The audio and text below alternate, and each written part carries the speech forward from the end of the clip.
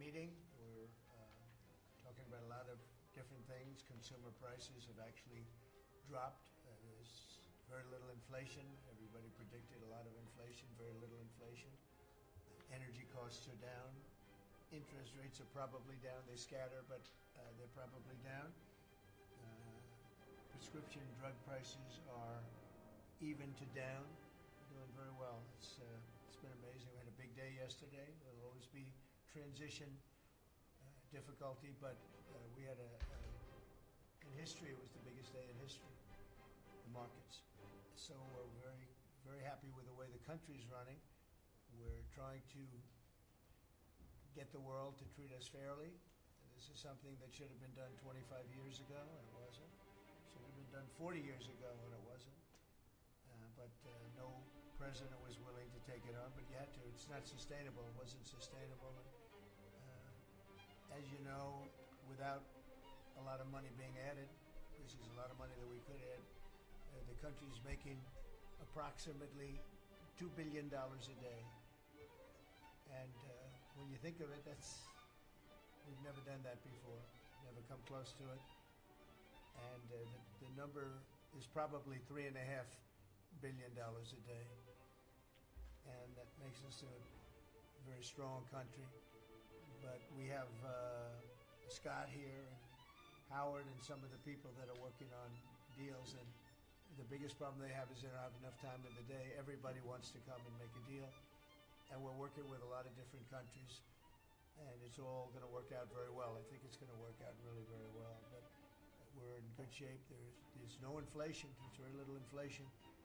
And I went 4 years without inflation, and I took in hundreds of billions of dollars from China and others, taxes in China. But we took in hundreds of billions of dollars a year from China, and we had no inflation, essentially. So we think we're in very good shape. We think we're doing very well. Again, there'll be a transition cost and transition problems, but in the end, it's going to be a beautiful thing. We're doing again what we should have done many years ago. We let it get out of control, and we allowed some countries to get very big and very rich at our expense, and can't let that happen.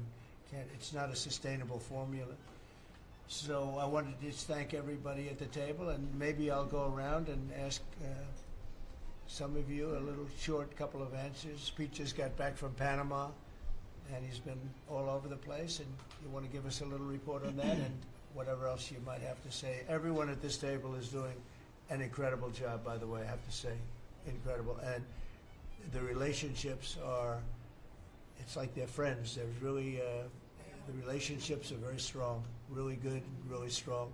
And these meetings are very good. And I think, I don't believe there's any other president that allowed the press to come into a meeting such as this. These are very sacred meetings. These are very private meetings, but we have nothing to hide.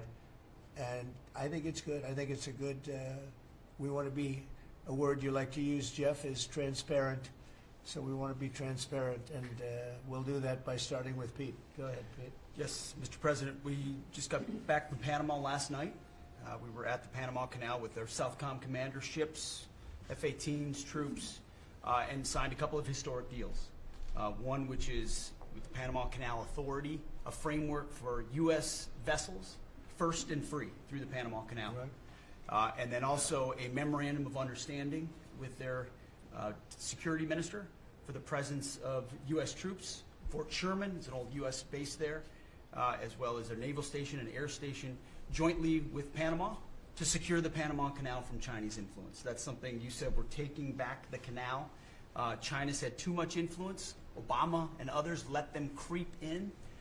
We, along with Panama, are pushing them out, sir. And so we had a very successful trip there. President Molino sends his regards, very complimentary of the U.S. as he's a great ally, and I think they want the communist Chinese out, and with our troops there partnering with their forces, we've got a chance to push them all the way out, sir. We've moved a lot of troops to Panama and filled up some areas that we used to have, and we didn't have any longer, but we have them now, and I think it's in very good control, right? Yes, sir. Okay, thank you, Pete. Very good. Howard? So, so we've have so many countries to talk to. It is, it's incredible. I think Scott and I, I'm not sure we could ever have enough time in the day to talk to all these countries because they want to talk and they want to talk now, and they come with offers that they never, ever, ever would have come with, but for the moves that the president has made. Demanding that people treat the United States with respect. We're getting the respect we deserve now, and I think you're going to see historic deals, one after the other. And then I'm very excited that within a week and a half, we're going to start with the gold card and the Trump card. It's coming out, and we're very excited about that, and that's coming soon. So very excited. Thank you very much. Good job. Linda? Well, on a couple of fronts, we have been addressing the issue of anti-Semitism on campuses. There's been some grant funding and contract funding that we've reviewed, and some canceled and some we've put on hold, waiting for that, while we do an investigation. On the other side of what my responsibilities are in having education go back to the states, we're meeting and talking with governors. I was with, this week, all 50 commissioners of education around the country, and because we also want to provide them with tools and best practices as education does move back to the states. Making great progress, great response from the states, and very positive.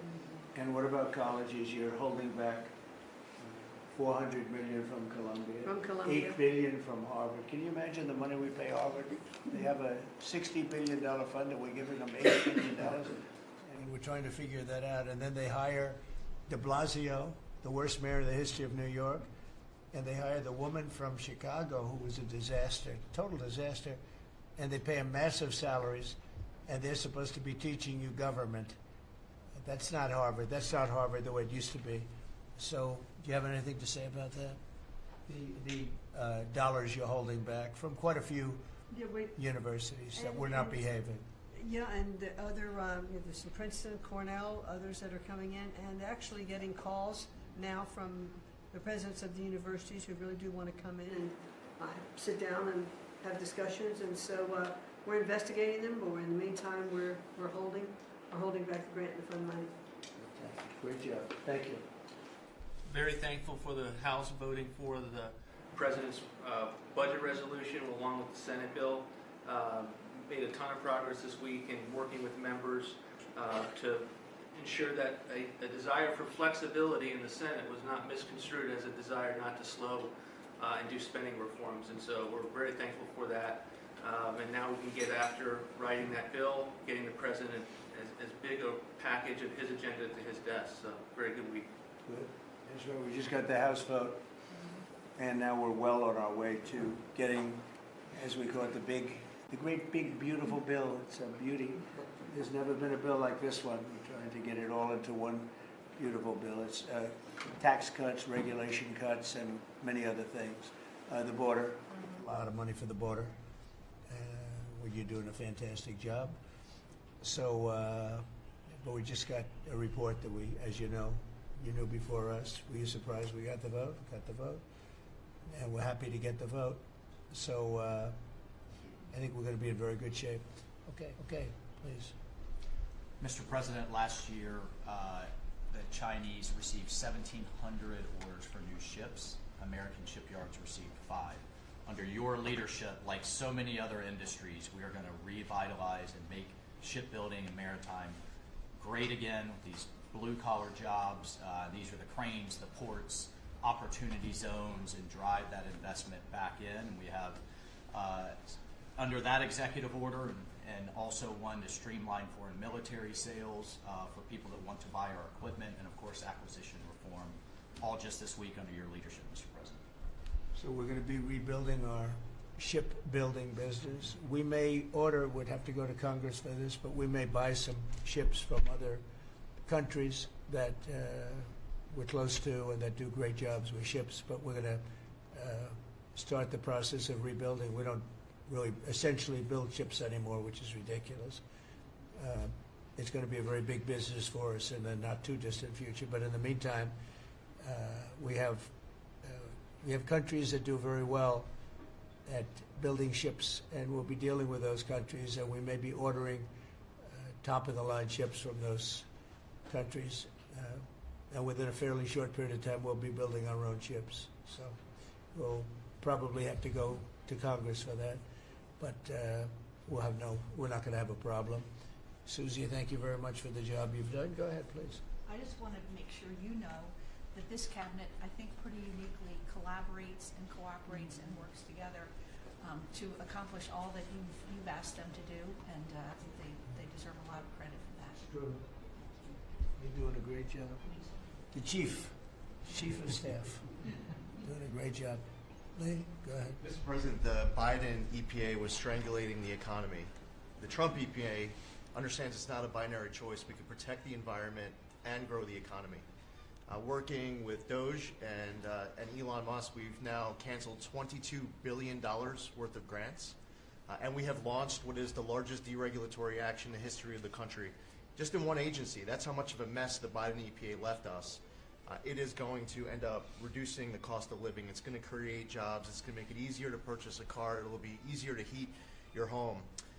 We're proud of this effort.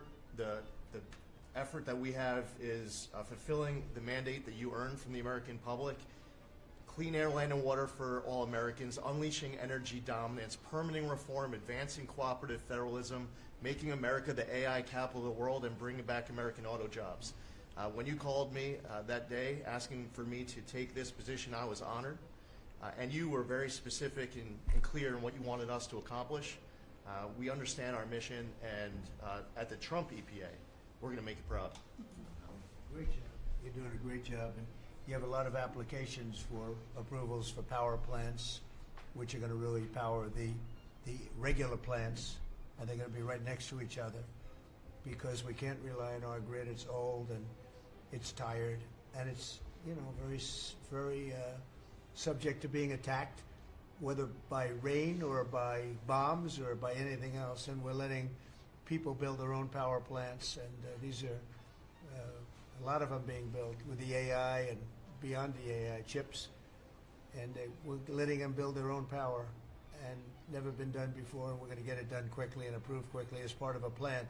They'll have a sort of be their own power company, and it's very exciting. They couldn't believe it when I told them that. I said, we're going to get you the approvals very fast as part of your regular plant. You're going to build electric producing plants, and it's very exciting.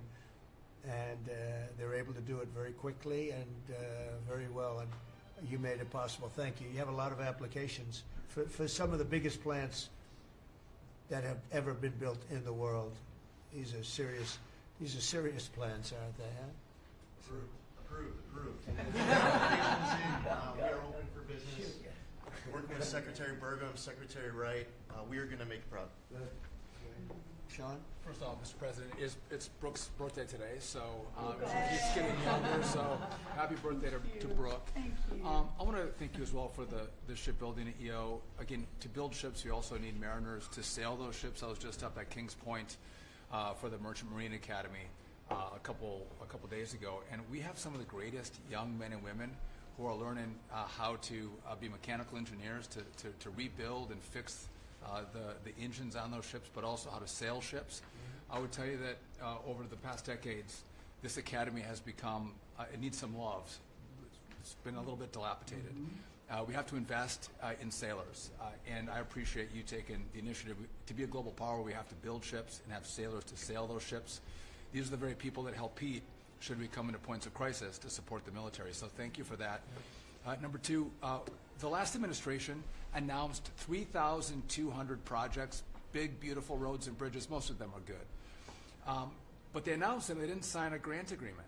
3,200, so the money doesn't go out the door to build the infrastructure in the country. And it's fun to do an announcement. It's actually the harder work to put together these grant agreements. So we're doing the work right now at DOT to get these grant agreements done and build the projects. Most of them are good. And they also put in all of this green and social justice requirements on roads and bridges. We're pulling all that out and putting the money toward the infrastructure, not the social movement from the last administration. Good steel, right, as opposed to green paper mache. Okay, thanks. Great job. Sir, first, we are, I would say, more than friends. We've all become family, and I think that what you have assembled in your vision is a turning point and an inflection point in American history. And so just being a part of that is the greatest honor. So thank you for that.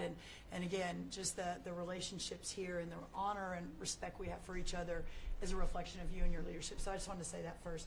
The second thing I want to say is that on behalf of the farmers and ranchers, food security is national security. We have to be able to feed ourselves. And your idea of using tariffs along with deregulation and tax cuts, but your idea of using tariffs to ensure that we are putting forward and putting America first, no one understands that better than our farmers and our ranchers. But having said that, emerging from 4 years of Biden with a 30% increase in inputs for our farmers and ranchers, with an almost $50 billion trade deficit. When we left the first time, it was zero, meaning that they are hurting. So the period of uncertainty we're in, they know that your vision will move us into an age of prosperity for all Americans, but for my people, for the farmers and ranchers, unlike any they have seen before. And I think they are really, really excited and so grateful for your leadership. But also, you have never failed to say that you have the backs of our farmers and our ranchers. It was the first phone call that I had after I was voted with the Senate. And that message just resonates with an almost an 85% support of you in the last election. They're with you. Interestingly, the biggest budget driver at the United States Department of Agriculture is not farming and ranching or agriculture, it's food stamps. And so as we emerge and embark, Secretary Kennedy and I, on your vision of making America healthy again, a massive part of that is realigning and reworking our food stamp program so that it better serves those who need it. And yeah, to the point of getting the transgender, DEI, Green New Deal out of the USDA and realigning is really important. So It's out of the thank military, you. right? Yes, sir. Is it 100% out, would you say? 99.9, sir. I'm going to get that last point. Get the one out. rest of it. But thank you, sir. We've got a much different military, I will tell you. Thanks very much. Good job. And eggs are down. Eggs are Big, down. right? Yes, Big. yes, sir. Wholesale prices. Retail will come. Easter is the Super Bowl for eggs. So, you know, there may be a little fluctuation, but no, we feel really good about it. Thank you. That's what I hear. Thank you. Thank you. Good. I'd echo what Howard said on the trade cube, that we've got over 75 countries that want to come in. So it'll be Treasury, Commerce, Jameson at USTR, and we're putting a process in place. And as you said, you're going to be part of the negotiations too, because you know I've had these countries call me up and the Secretary Bessem, we're happy you're going to be negotiating. Well, President Trump's going to be involved too. Every So detail. bring your best deal on the budget. It's moving quickly in the House and the Senate thanks to your leadership. We're also going to have debt ceiling in there, so we're going to get an increase in the debt ceiling. So, and that will be the done and dusted for Part of the bill that we just got to vote on today. So part of the bill. It'll be done and dusted for 2 years. We won't have to worry about that. And then I gave a speech yesterday to 1,400 small and community bankers, and they were so happy to hear from your administration. And I told them Wall Street's done great for the past 4 years, 10 years, 20 years. It can continue doing great, but it's Main Street's turn now. And it's those small bankers through deregulation, through emphasis on Main Street, your Main Street agenda, bringing back jobs, that is going to power the smaller communities. And then finally, the bond auction went very well yesterday. We had a lot of foreigners show up as the support, showing that the U.S. is still the best place to invest. The inflation report, as you said, was quite good. And energy prices are down more than 20% since January 20th. Amazing. it's great. It's very good numbers. Great number. Thank you. Yeah. President, we've had some great wins in the last few days. That you were overwhelmingly elected by the biggest majority. The U.S. Americans want you to be president because of your agenda. And the courts are ruling that you have the authority to determine how the money of this country will be spent. That's what the American citizens wanted, and that's what they're getting. An example of that Friday was the Department of Education, that you can determine how the money will be spent. No more DEI. And that impacts every agency across the board. On the civil side again, NLRB, we had a big win in the Supreme Court there. OPM, a big win there. But also 16,000 workers there. But also on the criminal side, the Alien Enemies Act, we are winning there. And you know, your directive to me was to keep America safe, and that's what we're doing. Whether it's the alien enemies, all of these gangs, and they are enemies of our country. They are terrorists, they are organized crime, they have come here, they are extremely organized, they are spread throughout our country, and they are creating terror. And no more under your directive. And that has stopped. Yesterday in South Florida, we charged 11 defendants with $500 million of pure cocaine coming into our country to kill our kids. They were caught. They will be prosecuted to the fullest extent of the law. These gang members are going back to where they came, or they're going to an El Salvador prison at your directive. And you know, you also gave us a directive to prosecute the people who are going after Tesla to the fullest extent of the law, some of the greatest police work I've seen. We've made 4 arrests. There will be no negotiations at your directive. They're all looking at 20 years in prison, and within the next 24 hours, you're going to be seeing another huge arrest on a Tesla dealership, President. And that person will be looking at least 20 years in prison with no negotiations. That's great. That's great. That will stop it cold. Domestic terrorism. Thanks. Doing a great job, too. Thank you very much. Laurie, please.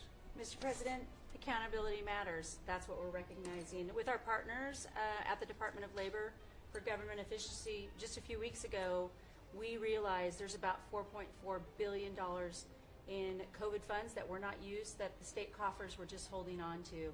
Out of that, we've returned $1.4 billion back to the state treasury, so essentially to the American people, and we'll go back and claw the rest of those billions of dollars back. And on the heels of that, late last night, we're understanding unemployment insurance fraud. That trust needs to be whole for the American people. When we need it for who deserves it. That's not what we're seeing in the numbers that we saw last night, again, exposed by our partners at DOJ at the Department of Labor. Since 2020, over $400 million of payments have gone out already. And when you hear these numbers, apparently in the United States, we have over almost 25,000 people who are over 115 years old who are collecting $59 million that we have sent out to people. Talk about fraudulent behavior. Mr. President, 28,000 people between 1 and 5 years old have collected fraudulent payments at the tune of $254 million has gone out. And lastly, 10,000 people who have not been born yet, 15 years into the future, $69 million, and they haven't even been born yet. In one case, they will be born 129 years from now.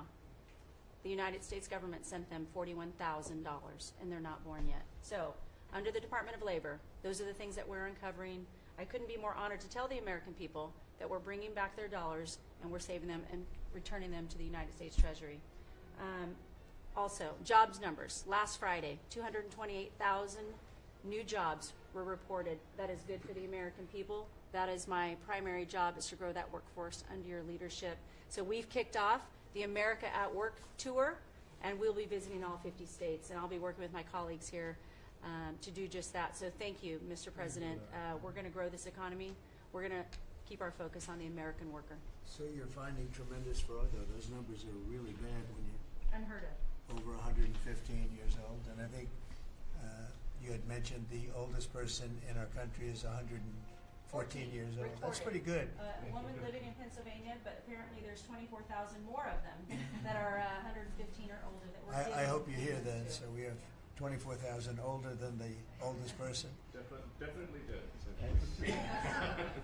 That's, and what are we doing about that? How do we get that money back? Yeah, so we're working with our IGs to do the further investigation. The House and Senate, we had a 5-year statute of limitations. We've got an extension on that, another 5 years, And so the goal, in my opinion, we should never have a statute of limitations to return the American dollars back to the Treasury when there's fraud. But at this point, we will continue to work hard and double down and return those dollars to the Treasury. Right. Thank you. Thank you. Great job. Misty? Well, Mr. President, thank you for your leadership at the border. For the second month in a row, you have broken the record in the history of the nation for the lowest number of encounters at the border, which is absolutely remarkable. You have said that America's laws matter and that they'll be enforced, and we're hard at work now to get people to go back home that are here illegally. So the Alien Registration Act has been in place long enough now that those individuals that are here illegally, if they haven't registered, then they can be charged criminally, and they can face fines up to $1,000 a day and face deportation if they don't go home, and they'll never get the chance to come back to America. So we're encouraging people to use the CBP Home app to register, and we're working on the resources and funding to buy them a plane ticket to send them home. I went to El Salvador, Colombia, and Mexico, and those countries and others are thinking about setting up programs to support these individuals when they get back to their countries. So when they get there, they'll have housing and food assistance, and so making sure that these folks have the opportunity to go home so that they can get the chance to come back to America is important. And So it's a very big self-deport operation that we're starting. thousands of people have already Yeah. self-deported. Well, we're just going to, when you had 21 million people that need to go home because they're here breaking our laws, then we need to facilitate that. And I've been working with the governors a lot lately on several different issues. One of them has been on FEMA for recommendations on how to do exactly what you've directed us to do. And then also I sent a letter and communicated with them that they need to be setting up a SCIF.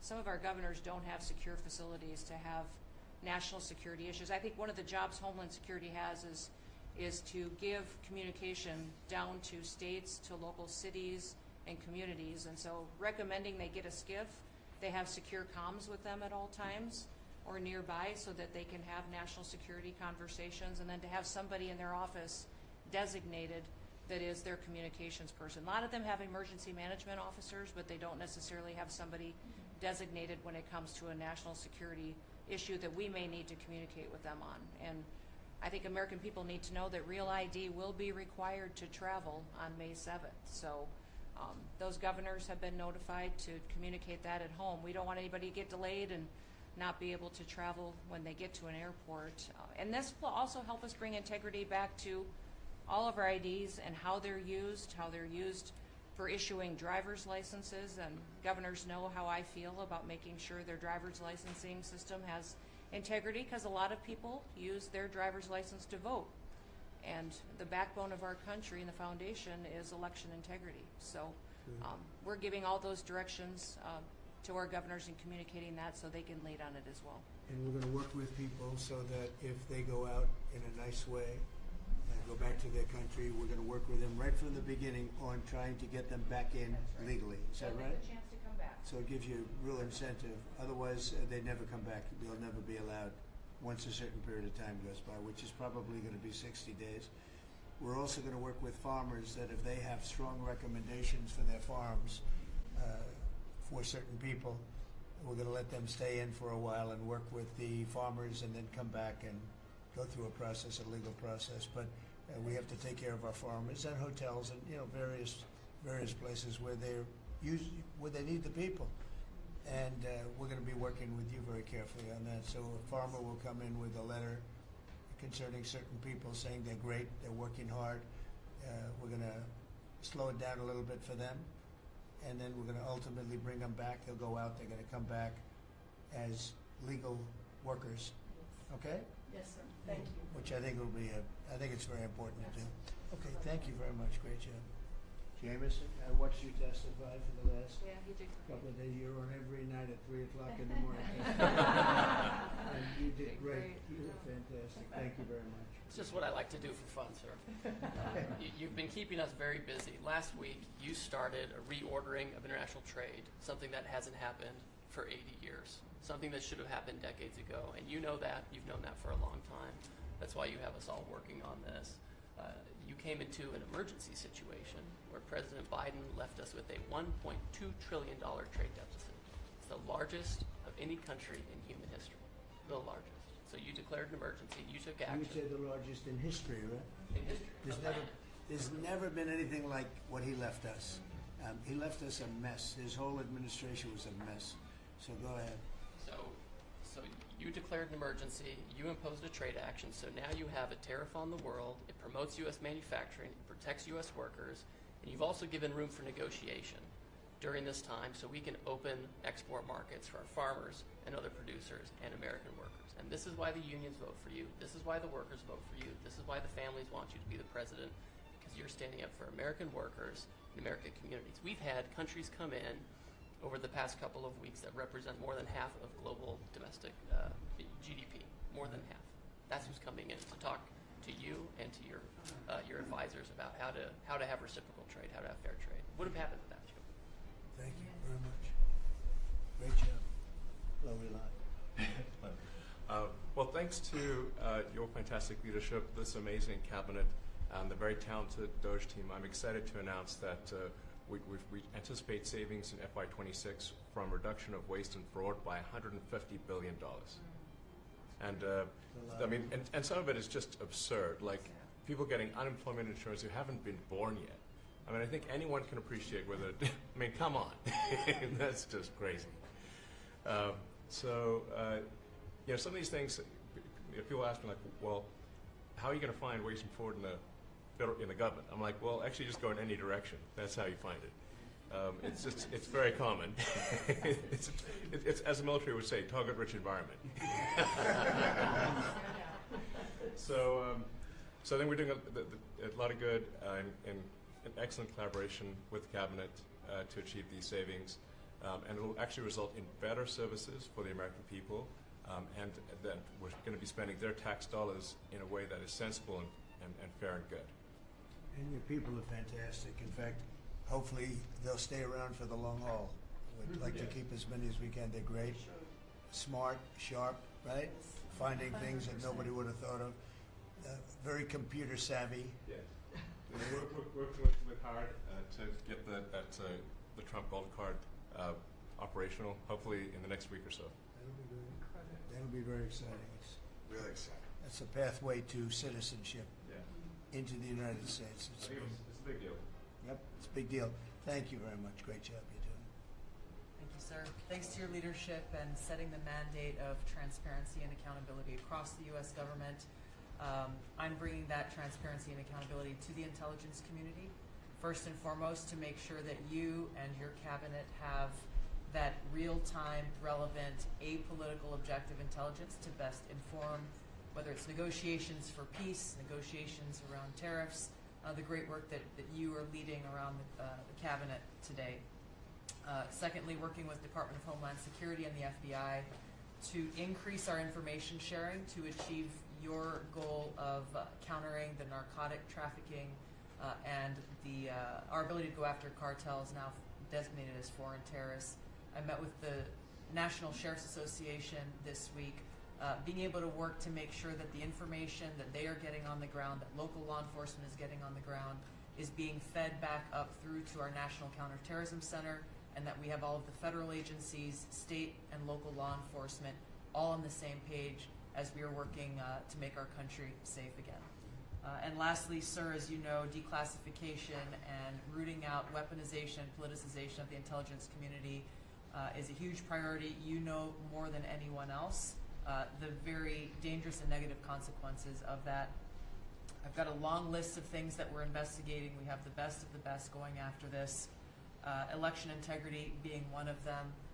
We have evidence of how these electronic voting systems have been vulnerable to hackers for a very long time and vulnerable to exploitation to manipulate the results of the votes being cast, which further drives forward your mandate to bring about paper ballots across the country so that voters can have faith in the integrity of our elections. And lastly, we've been scanning. I've had over 100 people working around the clock to scan the paper around RFK, Senator Robert F. Kennedy's assassination, as well as Martin Luther King Jr.'s assassination. These have been sitting in boxes in storage for decades. They have never been scanned or seen before. We'll have those ready to release here within the next few days. Bobby, how do you feel about that? That's hitting, I'm very that's gratified hitting to close, hear. that's hitting close to home, isn't it? Yeah, huh? no When you kidding. think, I'm Yeah. thinking about Bobby when No. when that statement's made. I'm very grateful to you, Mr. President. And you'll let Bobby see some of this because, you know, it's very personal stuff. But it's time. I've asked him, and his response is, put it out. The world needs to know the truth. And his uncle that's been out, and anything that hasn't been out, they can go to your offices and see, right? Everything that we have within our possession, it's either online or it's physically at the National Archives and Records Agency. We also have hunters going out, Mr. President, and looking in the storage lockers at FBI and CIA and other agencies, specifically to find if there is anything else that has not been reported. We're actively going out and trying to search out the truth. Okay. Yeah, we want to get it all out. Yes. 100%. Good. Thank you very much. Good job, Dennis. Mr. President, on behalf of America's manufacturers, I want to thank you for standing up to the Chinese Communist Party and fighting for our main streets, for our workers, and for those that make things in America. I'm out on a Made in America manufacturing tour, and as I go across the country, people are grateful to have a president who's not just fighting on the tariffs fronts, but to get inflation down, to create jobs. After Biden destroyed 110,000 manufacturing jobs in just his last year, you've already brought back thousands and thousands of manufacturing jobs. So the American worker is grateful. Main Street is grateful for you. And at the agency level, we're making sure that manufacturers have access to the capital they need, but we can't do that if we're not fighting fraud. So we've modified our loan applications to have citizenship verification, to make sure we have birth dates, common sense principles around lending that the Biden administration had waived. They waived $450 million of fees in 1 year. We're restoring that for the American taxpayer. And the American taxpayer, as tax day approaches, April 15th, they need to know that this cabinet, this administration, and thank you Elon Musk and Doge for fighting for the American taxpayer to make sure that their hard-earned dollars are well spent, that they have a return on investment for this country, and that we're fighting for them just as you are every single day. So thank you, Mr. President. Thank you very much. Mr. President, we are working at HHS to advance your agenda to make America healthy again. I'm working with Lee Zeldin to reassess the fluoride rules based upon the August release by the National Toxicity Program of new science that shows a direct inverse correlation between exposure to fluoride and IQ loss, particularly in children. Lee and I were in Utah this week, to announce that Utah became the first state in the country to ban supplemental fluoride. I'm working with Brooke on and governors now in 24 states who are advancing MAHA legislation to get soda pops off of the food stamp program, off the SNAP program. We've launched Operation Stork Speed to get the bad chemicals out of baby formula. We're working with governors across the country to get good food into the school lunch programs and to get rid of food chemical dyes and other bad chemicals that are in our food. We've shown now that this directly affects academic performance, violence in the schools, and mental health, as well as physical health.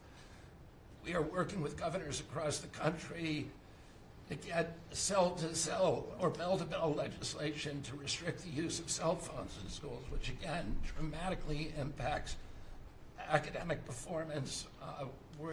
Today we announced a dramatic reduction in animal testing at NIH and FDA. We're going to switch over to AI, which we've now found is much more precise in identifying the impacts of toxics in various products. We're working with Elon, who's done an incredible job to eliminate the redundancies and to streamline operations at all the health agencies and to recalibrate our trajectory to your agenda of making America healthy again. And And finally, the CDC has done an amazing job at getting the measles outbreak under control. We have about 680 cases now in 22 states, compared to the same outbreak in Europe, which is 127,000 cases and 37 deaths. Our numbers in this country have now plateaued. And I want to thank CDC for that. And we're trying to refocus the press. We've had 3 measles deaths in this country over 20 years. And we're trying to refocus the press to get them to pay attention to the chronic disease epidemic as you've asked us to. We have now 38% of American youth are pre-diabetic. This was unknown 30 years ago.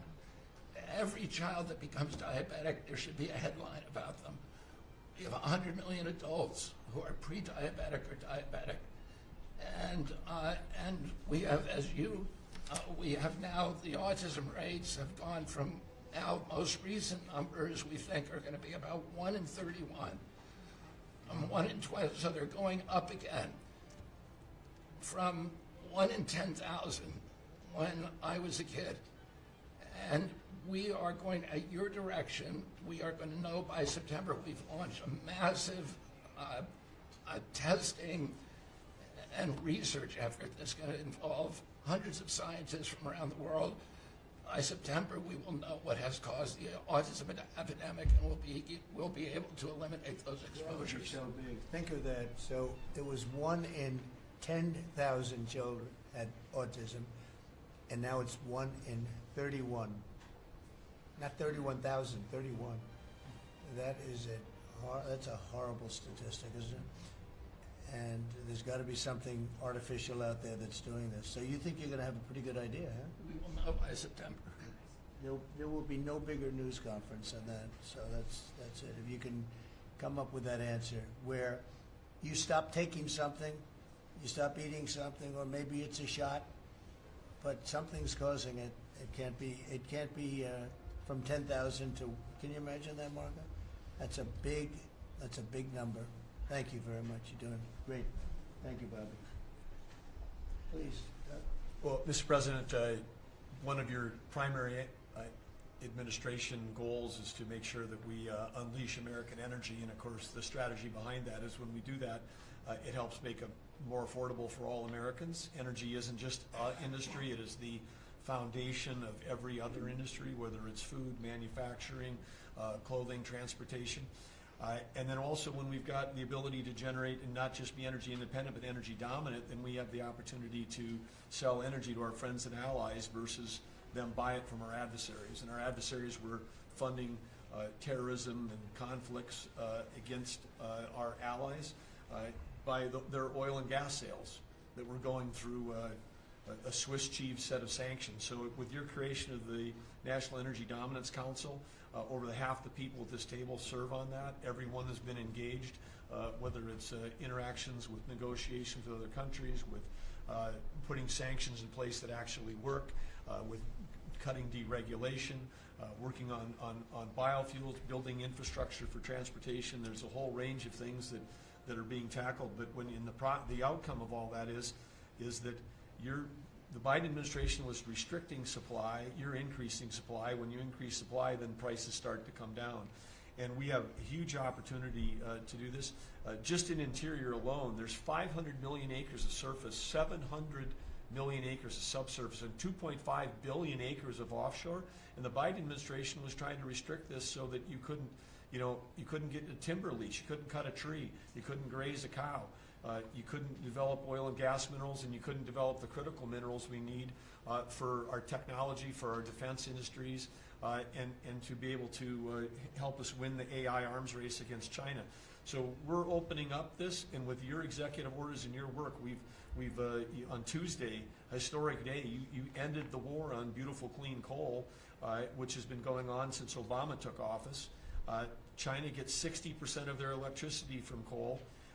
They're opening up they've opened up 94 gigawatts of coal in the last year as part of this AI arms race. 94 gigawatts, that's enough for 94 Denvers to be able to, 1 gigawatt per metro area like that, it's unheard of. So we have an opportunity under your leadership to come back. The Gulf of America had its first offshore lease sale, which is scheduled for later this year, but that was, the industry loved that because we're now, the Gulf of America is now open for business again. And there's as much as 7 billion barrels of oil accessible now. They've increased the upside of what they think that is. On the coal front, the estimate is the financial value of the coal in America is $8 trillion. That was an asset on the balance sheet that we've now being put back on again. And of course in Alaska, with your separate executive orders to unleash Alaska energy between ANWR, the North Slope, the Strategic Petroleum Reserve Alaska, all of those, we've reversed Biden decision. Those are all open for business again. And all of this is leading to the investment coming to America. The smart money is coming to the U.S. That's why we've got, trillions of dollars of investment that are showing up at the door, because they know if they're going to do manufacturing here, there's going to be energy to power their plants. And so, again, thank you for your leadership and thank you for everything you're doing. Very good. Thank you. Marco? Well, Mr. President, one of the most important things I believe you'll achieve in your presidency is reordering the world in a proper way. For 31 years, more than 31 years now, multiple administrations have allowed the Chinese to deindustrialize this country, to take away jobs and factories and the pillars of our national strength. And what you're doing now, I think, is a great service to our country, but ultimately to the world. And I want to congratulate you and your team that's working on that, because it has extraordinary geopolitical implications, as you see from all these other countries that are now coming here and wanting to join something that actually makes it's crazy to allow these. I mean, basically, we lived in a world where Chinese companies can do whatever they want in America, but our companies cannot do anything over there unless they allow it, and even then they steal our stuff and reverse engineer it. So just reordering all of that has dramatic implications on peace and security of the world, so we thank you. An important meeting, thanks to you, is going to happen on Saturday for the first time in a long time. There'll be direct talks between Ambassador Witkoff and a top-level leader in Iran. We hope that'll lead to peace. We've been very clear what Iran is never going to have is a nuclear weapon, and I think that's what led to this meeting, and we'll wait for him to come back from it, and we're hopeful about that. I would also say that we are receiving, and I think the Department of Homeland Security can confirm this, historic cooperation from countries all over the world. Number one, in taking back their citizens. Every country in the world has to take back people that are illegally in another country. And we have countries that refuse to do it or will kind of ignore our calls. All of them are doing it. The ones that are not are paying a price. And we've also found cooperation in other countries that are willing to take some of these people, some very dangerous criminals. I know the President of El Salvador will be here next week, has really been a good friend to the United States in that regard. These are some of the worst people you'll ever encounter. And Pam knows this, and Christy knows this from the work they're doing. And one last point I want to make, Mr. President, and again, it's under your leadership, it's actually under your executive order. If you come to this country as a student, we expect you to go to class and study and get a degree. If you come here to vandalize a library, take over a campus, and do all kinds of crazy things, we're going to get rid of these people, and we're going to continue to do it. So when we identify lunatics like these, we take away their student visa. No one's entitled to a student visa. The press covers student visas like there's some sort of birthright. No, a student visa is like me inviting you into my home. If you come into my home and put all kinds of crap on my couch, I'm going to kick you out of my house. And so, that's what we're doing with our country, thanks to the President. And last but not least, very important development this week, but both Pam and I were very excited. The finest higher education institution in the United States, University of Florida, is also now the national champions in basketball, and we hope you'll host them here soon, Mr. President. Go Gators. They're coming. Good for the SEC. They're coming, guys. Congratulations. Well, thank you very much. You're really doing a great job. We appreciate it. Any question? Mr. President, can you give us a reaction to today's stock market drop, and also give us a sense of the next steps with China? Well, I haven't seen it because I've been here for 2.5 hours, so I'll be seeing it. I think Scott went out. Scott, you want to have a statement on that? Sure. Look, the up 2, down 1 is not a bad ratio, or up 10, down 5. And I think as we have talked about, as we go through the queue and settle with these countries who are going to bring us their best offers, we will end up in a place of great certainty over the next 90 days on tariffs. But we had very good inflation numbers today. Oil's down. We had a successful bond market, so I don't see anything unusual today. And next steps for China, sir? Well, we'll see what happens with China. We would love to be able to work a deal. They've really taken advantage of our country for a long period of time. They've ripped us off beyond anybody, nobody. How people stood for it, sitting in my position, is not even believable. And we're talking about many presidents, not just a couple. But they did, and all we're doing is putting it back in shape. We're resetting the table. And I'm sure that we'll be able to get along very well. I have great respect for President Xi. He's been, in a true sense, he's been a friend of mine for a long period of time. And I think that we'll end up working out something that's very good for both countries. I look forward to it. Mr. President, China retaliated today by reducing the number of American films that can be shown there. What's your reaction to them now targeting cultural exports from the United States? I think I've heard of worse things.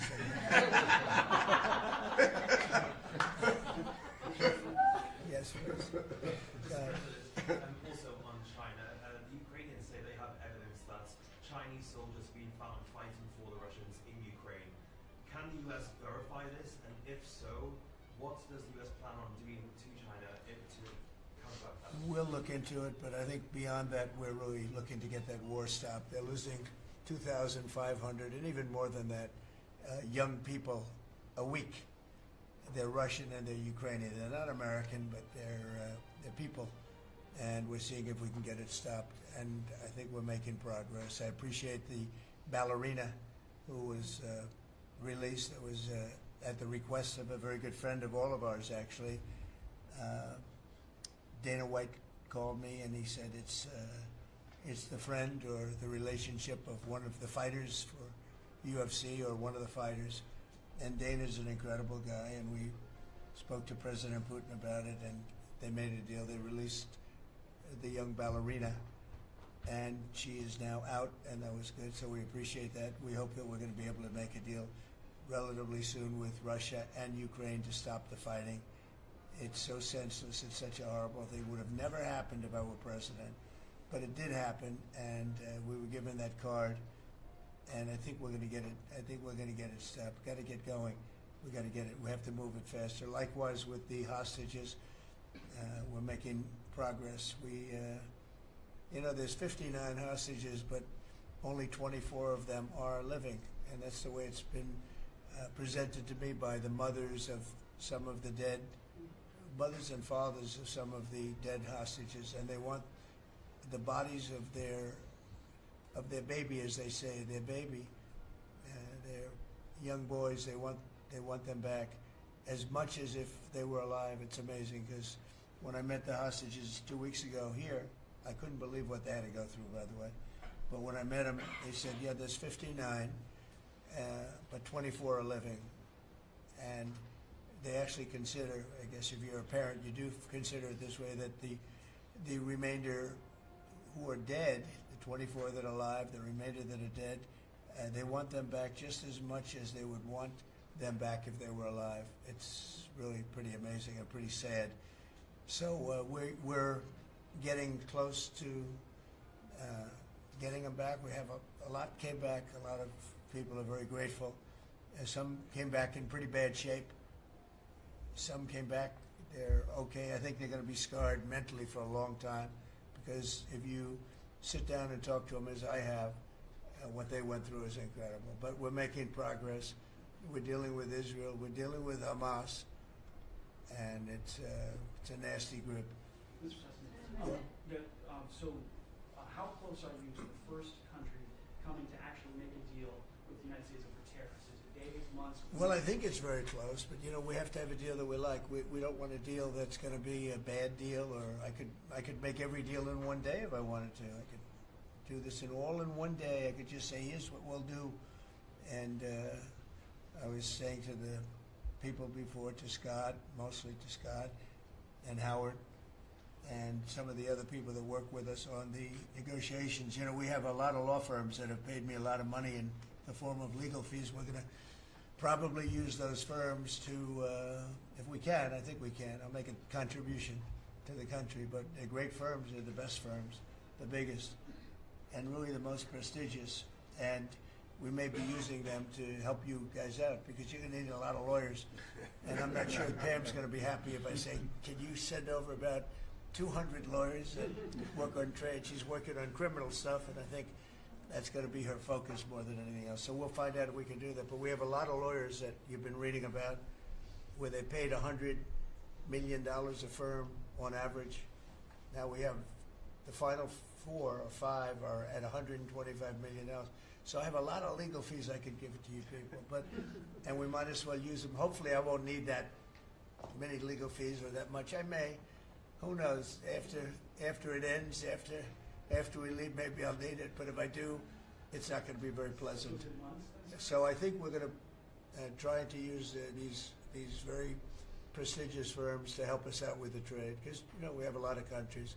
But we want to make deals that are proper for the United States, not just we can make deals easily. We want to make them proper. Mr. President, if you aren't able to reach the deals that you want to see at the end of the 90 days, will you put those higher tariffs in place, or will you extend Well, that's what pause? would happen. I mean, if we can't make the deal that we want to make, or we have to make, or that's good for both parties, it's got to be good for both parties. You wouldn't. And then we go back to where we were. Go back to the numbers that you announced last week. I think so. You wouldn't extend the pause. Yeah. We'll have to see what happens at that time. Thank you, Mr. President. You said yesterday you were considering some exceptions for companies. Can you talk about what you're considering, and then also on the reciprocal tariffs that would be substantially lower? Is the same math formula going to be used, or is that tossed out? I'm not considering now for any country or company, but it's possible that I would.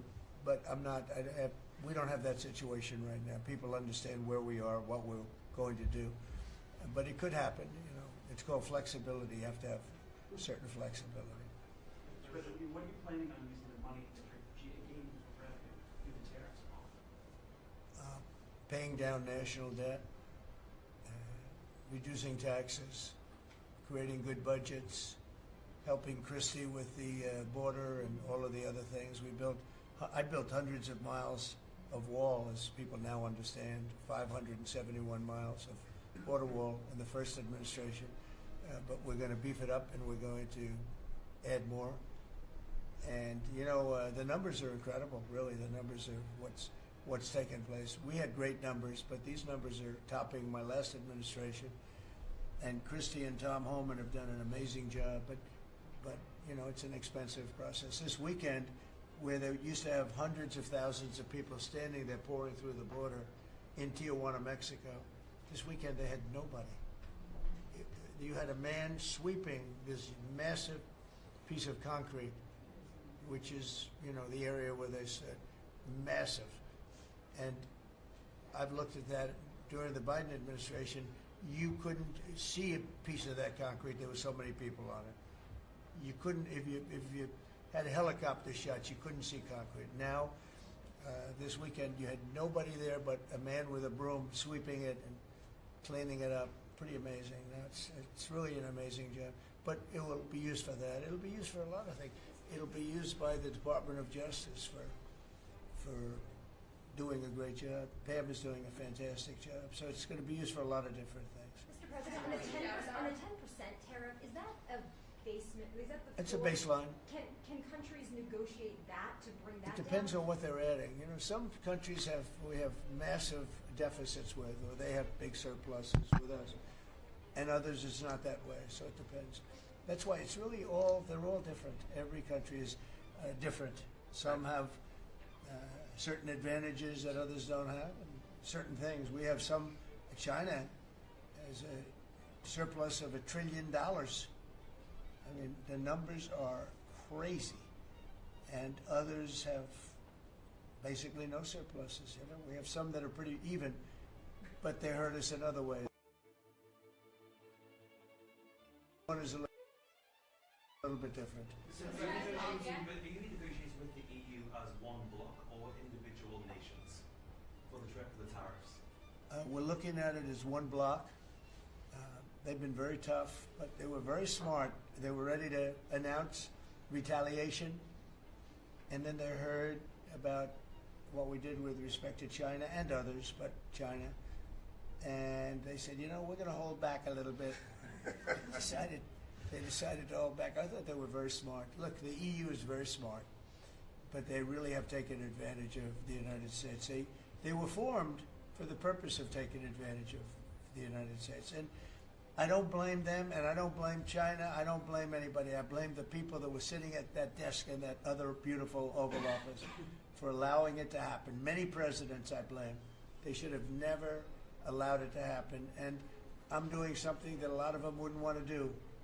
But I'm here, I do those things, and we're going to make this country great again. We were taken advantage of by almost everybody. I sat back in the last administration. I would actually read them. I don't have to read them now. I know them so well. I would read some of these documents that were signed, deals, and I said, who would do a deal like this? Who would do it? You've seen it, Elon. Yeah. I'd look at deals where it's so one-sided.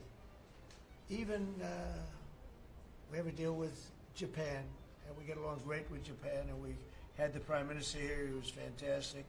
As you know, Abe was great. Shinzo was great. He was a good friend of mine, unfortunately no longer with us. But we defend them, but they don't have to defend us. I said, that doesn't sound too good. But we have a deal where a defense deal. We pay hundreds of billions of dollars to defend them. But if for any reason, in other words, we pay all the money. They don't pay anything. But if we're ever attacked, they don't have to do a thing to protect us. I said, well, that sounds like a wonderful deal. So that's just one out of thousands. And I just wonder who did this. And it's people that either hate our country or didn't care, an expression that you use. I think it's really a lot of them didn't care. It's just hard to believe how bad they are. Now that's a little bit of a defensive deal, but I'm talking about trade deals, the same thing. They're so bad, you would say, how come? And even when I'd renegotiate, like I'd go to a country, they'd give me everything I asked for. I said, why didn't somebody ask for it like originally? They give me everything.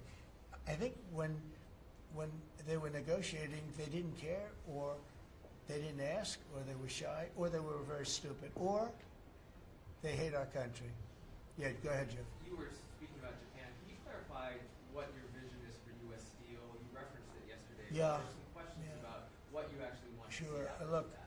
U.S. Steel is going to do very well now because of tariffs, and I don't know why they even need a deal. But the only thing is, U.S. Steel, if you go back 80 or 90 years, that was a behemoth in this. That was our biggest, most. If we were around, we would have been very proud of it. Today we have different types of companies that are big. Google, it's not the same as U.S. Steel, and I love Google, and I got to like the people that run it. They're very capable people. They didn't like me so much in the first administration, but they like me a lot now. I don't know what happened, but I like them. But I think they would be the first to admit, when I envisioned, you look at some of those steel factories from 90 years ago, it was a different kind of a country, but they were miles long. Today you see just empty hulks. Those hulks are going to be filled up very soon because of what I'm doing with tariffs. It was a different kind of a thing. But if I didn't do that in the first term, my first term, if I didn't put tariffs on, we would have, because China and others were dumping steel, billions of dollars of steel. Our steel companies were all closing, every factory.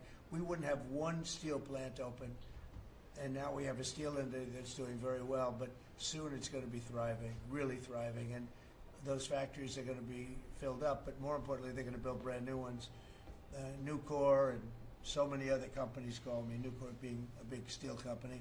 They're building massive new steel plants, and it's great. And likewise, car companies. We have many, many car companies. 3 of them, I'm not looking to hurt Mexico, and I like Mexico. And by the way, I think the new president is a terrific person, a fantastic woman. We've had many conversations. She's a very elegant, just a fantastic person.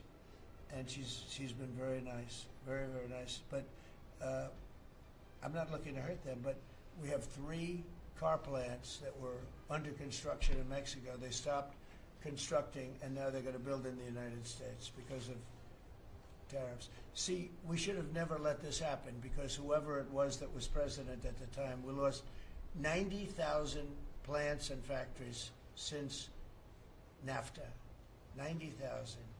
It's not believable. How about that, Laura? You know, you're in that sort of world of factories and Build back plants. manufacturing, construction jobs, bringing those workers back home. That's right, we're going to bring them all back.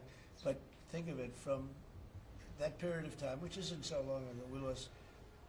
I said the other day, if you had a map on a big wall like this, and if you had pins, 90,000, I don't know if you'd have enough. I don't think you'd have enough room on the map to put the pins. 90,000 factories that we've lost since NAFTA. And it's not even, and about 6 million jobs. Really, I think probably a lot more than that, but they say 6 million jobs. We're going to bring many of that back. I think we're going to bring more than all of it back. We're going to be better and stronger than ever before. But if a president, when they were leaving, said, look, you can leave, but if you're going to build a factory someplace else, and you think you're going to come and sell your steel or your car or any product that you make, your pharmaceuticals, which we're going to do, we're going to get them all back. But if you think you're going to just, all they had to do is say this, and they wouldn't have left. You know, I said it the other day. I said it with respect to, I made a speech a year ago, and I told them if I win, we're going to charge a big, big tariff at the border. And people were thinking about building in Mexico a car plant. And I said, we're going to have a big tariff. So if you want to build a car, you're going to have to pay 25% more than the cost of that car. You're going to have to pay 25% tariff at the border. They would have never left. They could have kept everybody. If a president said, if you leave this country, you leave Michigan, you leave Detroit, you leave anybody, any of our states, because to me they're all the same. I love them all.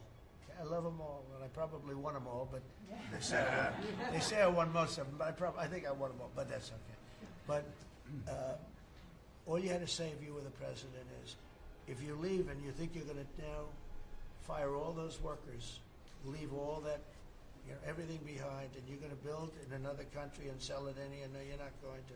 You're going to pay 50% or 100% tariff. They would have never left. And all you had to say, Marco, is all you had to say very simply is, you don't have to write it down. All you have to do is say it verbally. If you leave, you're going to pay 100% tariff. Therefore, don't leave. They would have never left. But they left 90,000 plants. I mean, it's hard to believe that many. It's not, you can't envision it. So just getting back to your, because I'm the great weaver of all time. To weave, you have to be a genius. To go on tangents, anybody can do that. But we'll get back to your original U.S. Steel. U.S. Steel is a big name in this country. It's Babe Ruth is a big name. We have a lot of big names, but not too many. U.S. Steel is one of the great names in the history of our country. And normally I wouldn't mind so much. I wouldn't be thrilled with it. But to buy for a foreign country, and we love Japan, but for a foreign country to buy that cherished U.S. Steel brand, that's hard for me to do. Maybe somebody else may want it. The company Nippon that's involved with it is a big, powerful company who do a good job. But why can't they just build a plant themselves? I mean, why do they have to, take U.S. Steel? So as you know, I rejected the deal. Now they've come back in a different form. They're coming back as an investor. And, I feel better about that, I guess. But, I know them very well. I know the thinking. It's the investor. They'll invest, and somebody else maybe is sitting in this chair, and they will no longer have an investment. They'll have the whole thing. That's the way it works. Very smart. They're very, very smart people. We're dealing with very smart people throughout the world. Great geniuses, actually. Look what they've done to our country. And again, I don't blame China. I don't blame anybody.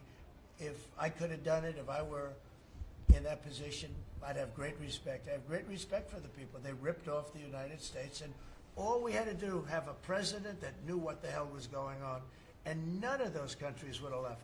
Those companies, none of them would have left. So that's a little lesson in basic business. And it's really basic business. It's not complicated business. It's very basic business. And we'd have every one of those car plants going just the way they were 30 years ago. None of them would have left. But now they're coming back. Mr. President, the Labor Department has confirmed that $400 million went to fake people for unemployment benefits. Yeah. I just want your initial reaction. I think it's terrible.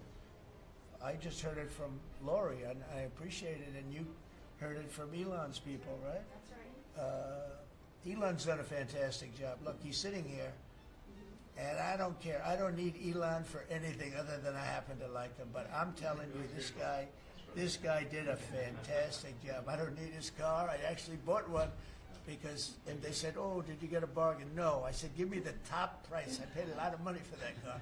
But honestly, he makes a great car.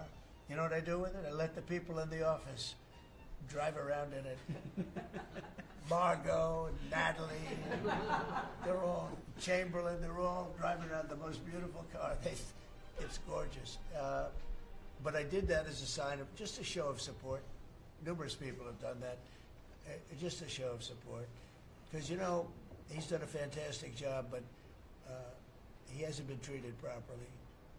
Hasn't been treated properly. Yeah. Mr. President, can you talk to us about your communications with China? Has President Xi reached out at all since the terror? Well, I don't want to say who's reached out. I just say that I think it's going to work out, hopefully well. They're very big. It's hard to get over, if you're me, what they've done to our country. They've destroyed our economic base to a large extent. The good news is we're very vibrant, and we're going to get it back fast. We already have. Look, we're making $2 billion a day now, and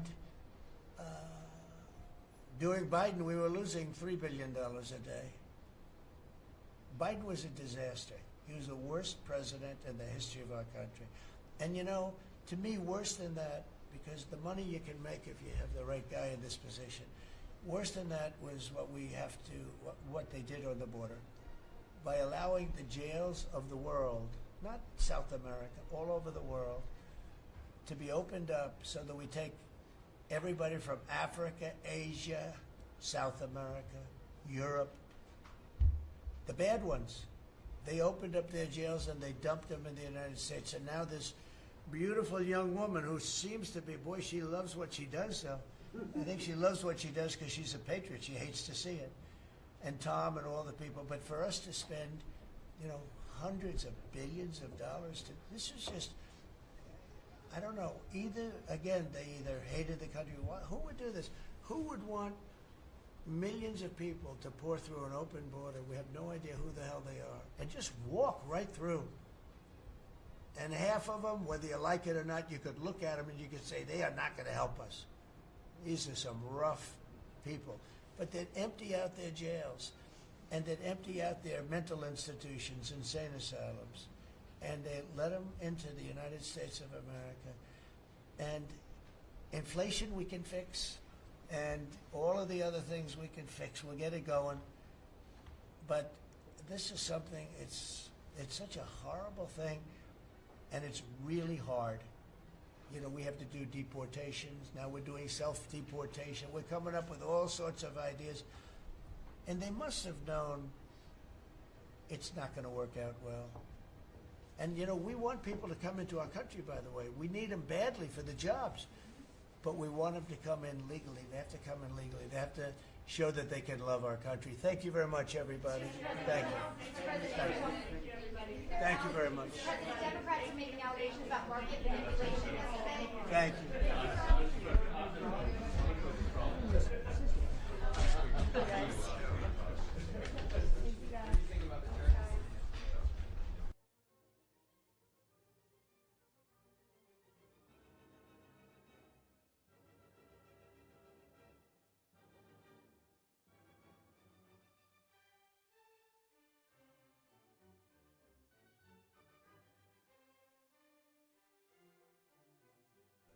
I've been here all along. Did you not know that? Did you? Were you not expecting? I wasn't expecting to even come on, guys. So thank you. I don't anticipate any committees tomorrow, so keep an eye out for some clips, you know. But there was a committee meeting that was happening at the same time as another committee meeting. Oh dear. So keep an eye out for that. It's going to be coming up soon. That one was another migrant sanctuary. I couldn't sit through another sanctuary city here. But the clips are okay. You know, if you haven't seen it yet, Gil had a good moment. I don't think the dead people in your city have any feelings about whether it's safe or not, but it's about 5 times higher than mortality rate in Baltimore. Okay. So, was I wearing this shirt 5 minutes ago? I'll never tell. All right, everybody. Stay tuned because that hearing's coming up. I'll see you. Let's take a look together at next week's hearings. House.gov, and the next hearing listed is in February. So the House has not really updated. Yeah, that's just is going back to February, I should say. Now let's see on the Senate side of things. We may have something for you. And nothing. There's not much there either until April 30th. Appropriations hearing to examine biomedical research focusing on keeping America's edge in innovation. There was a hearing this morning. I almost checked it out. Commerce, Science, and Transportation had a hearing to examine turning back time, focusing on locking the clock. And I believe that means, what that means is daylight savings, maybe getting rid of it. So, with that said, everybody, I hope you all had a great time. Take care. Be well. If Nancy Mace is in the hearing, I say we watch that. That was on the Senate side of things. That was a Ted Cruz-led hearing. And that was the thing. I looked at the membership of Commerce and Transportation, Science and Transportation, and not too many of my favorites. Majority members, Ted Cruz, John Thune's on that, Roger Wicker, Deb Fisher, Jerry Moran, Dan Sullivan, Marsha Blackburn, Todd Young, Ted Budd, Eric Schmidt, John Curtis, Bertie Moreno, Tim Sheehy, Shelley Moore Capito, Cynthia Loomis is the lineup on the Republican side of things. And on the left side of things, the Democratic side of things, minority members, Amy Klobuchar, Maria Cantwell is the ranking member, Brian Schatz, Ed Markey, Gary Peters, Tammy Baldwin, Tammy Duckworth, Jack Rosen, Ben. I really locked myself into this. John Hickenlooper, John Fetterman could have a moment there. Andy Kim and Lisa Blunt Rochester. Maybe we will take a look at that one later just to see what happened.